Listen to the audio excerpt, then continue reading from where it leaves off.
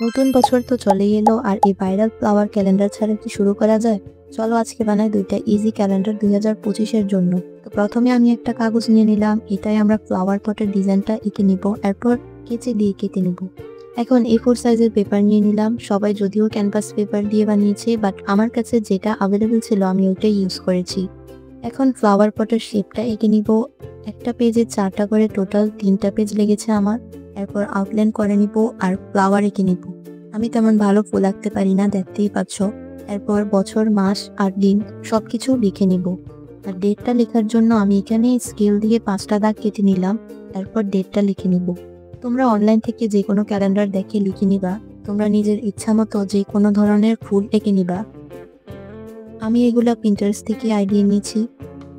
এখন আমি ফ্লাওয়ারগুলা কালার করে নিব। ট্রাই করবা ভিন্ন ভিন্ন কালার ইউজ করার, তাহলে ক্যালেন্ডারের লুকটা অনেক সুন্দর হবে। কালার করা হয়ে গেলে এখন আমি একটা কাটারের সাহায্যে কেটে নিব। এই ক্যালেন্ডারটা বানাতে অনেক ধৈর্যের প্রয়োজন আর অনেক সময় লাগে, বাট ক্যালেন্ডারটার ফাইনাল লুক এতটাই সুন্দর হয়, তোমরা ট্রাই করলেই বুঝবা। তো এইখানে আমি সবগুলা কাগজ কেটে নিলাম। এখন একটা স্ট্যান্ড বানাতে হবে। শক্ত কাগজের উপর স্ট্যান্ডের শেপটা এঁকে নিব, তারপর কেচি দিয়ে কেটে নিলাম। এরপর আমি সবগুলা ক্যালেন্ডার স্ট্যান্ডের উপরে সেট করে নিব। বলেছিলাম না এই ক্যালেন্ডারটা বানাতে কঠিন হলেও ফাইনাল লুকটা অনেক সুন্দর হয়েছে। এখন কভারের জন্য একটা কালার পেপার সেম ভাবে কেটে নিলাম। এরপর 2025 লিখে নিব।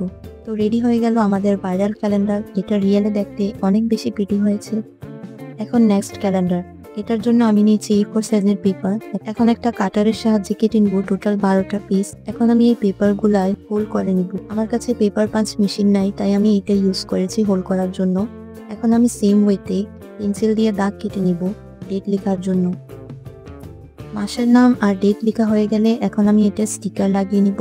এই স্টিকারগুলো তোমরা যে কোনো স্টেশনারি শপে 100 টাকা করে পেয়ে যাবা। এটা অনেক ইউজফুল।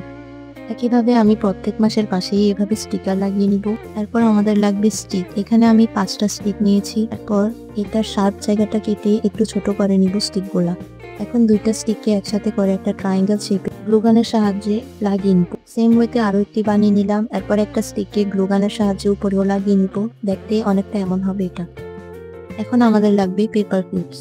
এগুলোকে অল্প একটু খুলে নিলেই হয়ে যাবে। এরপর আমি এর মধ্যে কাগজগুলা দিয়ে দিব একটা একটা করে, যাতে হ্যাং করা যায় এইভাবে। তো ফাইনালি রেডি হয়ে গেল আমাদের সেকেন্ড ইজি ক্যালেন্ডারটা।